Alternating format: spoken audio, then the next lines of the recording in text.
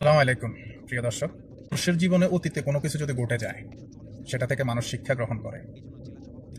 গত 16 বছরে ফ্যাসিস্ট সরকারের অবস্থান থেকে যে দলগুলো বাংলাদেশে ছিল, তাদেরকে শিক্ষা গ্রহণ করার জন্যই তারা যেন শিক্ষাটা গ্রহণ করে।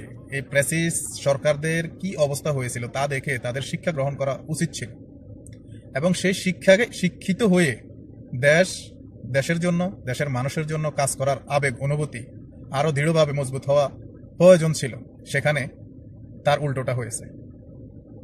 বিএনপির মতো একটি দল, আমি তো মনে করছি ফ্যাসিস্টদের এই অবস্থায় বিএনপির মতো ভালো একটি দল, তারা শিক্ষা গ্রহণ করবে, দেশ এবং মানুষের জন্য দৃঢ় বিশ্বাস নিয়ে তারা কাজ করবে। সেখানে বিএনপির দলের যে নেতা কর্মী, তারা তাদেরকেই কন্ট্রোল করতে পারে না। তারা রাজনীতিকে মনে করে একটা বিজনেস, একটা ব্যবসা। তারা নিজেদেরকেই কন্ট্রোল করতে পারতেছে না। তারা কমিটি নিয়ে মারপিট, কি একটা অবস্থা। আমি আপনাদের সামনে ভিডিওটা উঠে দিতেছি, তারপরে আসতেছি বিস্তারিত আলোচনা।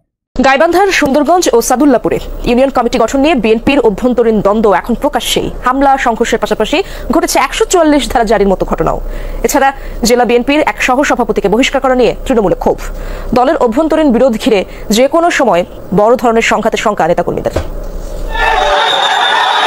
গাইবান্ধার সাদুল্লাপুরে সম্প্রতি সংঘর্ষে জড়ায় বিএনপির দুপক্ষের নেতাকর্মীরা। এতে উত্তেজনা ছড়ায় পুরো উপজেলা জুড়েই। স্থানীয় বিএনপির একাংশের নেতাকর্মীদের অভিযোগ, উপজেলার 11টি ইউনিয়নের মধ্যে 10টিতে লোক দেখানো কাউন্সিলরের মাধ্যমে পকেট কমিটি করা হয়েছে। বাকি বনগ্রাম ইউনিয়নে চলছিল একই পায়তারা। এরই প্রতিবাদ জানাতে গেলে হামলা চালানো হয়। আপনারা তো পুরো নিউজটা দেখলেন। যে দলের চেয়ারপারসনের দিক নির্দেশন যে দলের কর্মীরা মানতেছে না, এবং সামান্য একটা কমিটি নিয়ে খাই অবস্থা করতেছে, এই দলটা কিভাবে জনগণের জন্য কাজ করবে আমার এটা মাথায় আসে না। দেখেন, তারা আরো অন্যান্য ভিডিও আছে, আমি আপনাদের সামনে নিয়ে আসতেছি। তাদের অনুভূতিগুলা আপনারা ফলো করবেন। এরা কিভাবে দেশ এবং জাতির জন্য নিঃস্বার্থে কাজ করবে আমি বলতে পারবো না। দফায় বিক্ষোভ হয়। দলের প্রতিষ্ঠা বার্ষিকীর অনুষ্ঠান ঘিরে সংঘাতের শঙ্কায় 144 ধারা জারির মতো ঘটনা ঘটে। এজন্য জেলা সভাপতি ও তার অনুসারীদের দুষছেন একাংশের নেতাকর্মীরা। আওয়ামী লীগের পদ আছে, এটাও আছে, ওয়ার্ড সভাপতি আছে, সাংগঠনিক আছে, এবং ইউনিয়ন কমিটির সহসভাপতি বানাইছে। এরা অনিয়মভাবে এমনভাবে করছে, নীতি ব্যক্তিগত যেরকম দল এরকম করিয়া তারা জেলা সভাপতি প্লাস থানা আহ্বায়ক, সদস্য সচিব, এদের ঘরে পকেট লোক যারা বাই করে নিয়ে আসছে, তারা নিজেদের দলের ভিতরে নিজেদের দলের কর্মীরা অনিয়ম দেখাইতেছে, অনিয়ম করতেছে বলতেছে। তারা কিভাবে দেশের জনগণ, দেশের মানুষের জন্য, দেশের শান্তি রক্ষার জন্য কাজ করবে?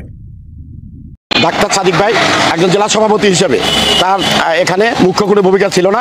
তার কাছে বারবার শরণাপন্ন হওয়ার পরেও সে এটা সমাধান করে নাই। অতি গোপনে তারা কাজ সংগ্রহ করে নিজস্ব পছন্দের, নিজস্ব ভাগিদারি, আত্মীয় স্বজন, ভাই তাদেরকে এখানে সংগ্রহ করে তারা কোনো মতো একটি প্লেস করার মতো একটা অনুষ্ঠানের মাধ্যমে তারা এই কমিটিগুলো ফ্লাশ করার চেষ্টা করছে।